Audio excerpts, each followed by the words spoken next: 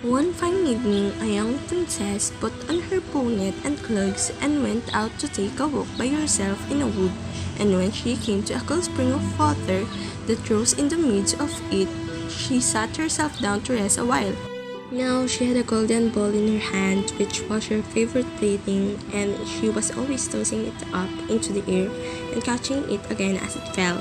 After a time, she threw it up so high that she missed catching it as it fell, and the ball bounded away and rolled along upon the ground till at last it fell down into the spring. The princess looked into the spring after her ball, but it was very deep, so deep that she could not see the bottom of it.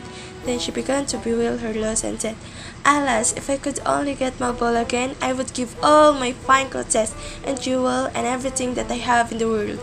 While she was speaking, a frog put its head out of the water and said, "Princess, why do you weep so bitterly?" "Alas," said she, "what can you do for me, you nasty frog?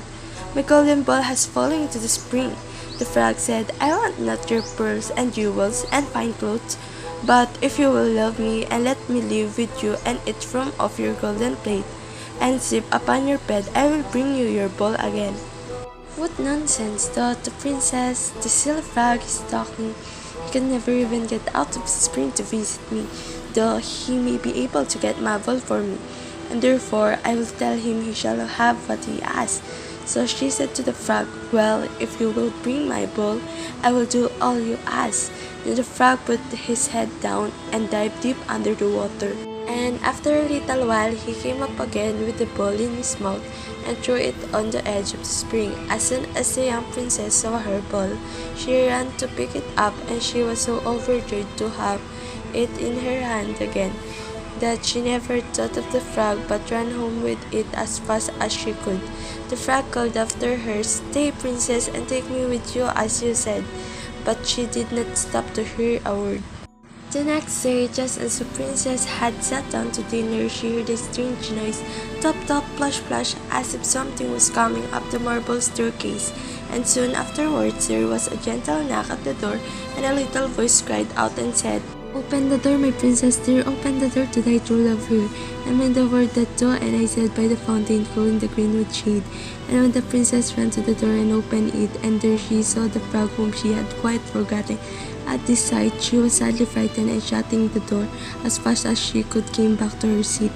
The king, her father, seeing that something had frightened her, asked her what was the matter. "There is a nasty frog," said she at the door, "that lifted my ball for me out of the spring this morning. I told him that he should live with me here, thinking that he could never get out of the spring, but there he is at the door, and he wants to come in." While she was speaking, the frog knocked again at the door and said, "Open the door, my princess dear, open the door to thy true love here." And mind the words that saw, and I said, "By the fountain cool in the greenwood shade."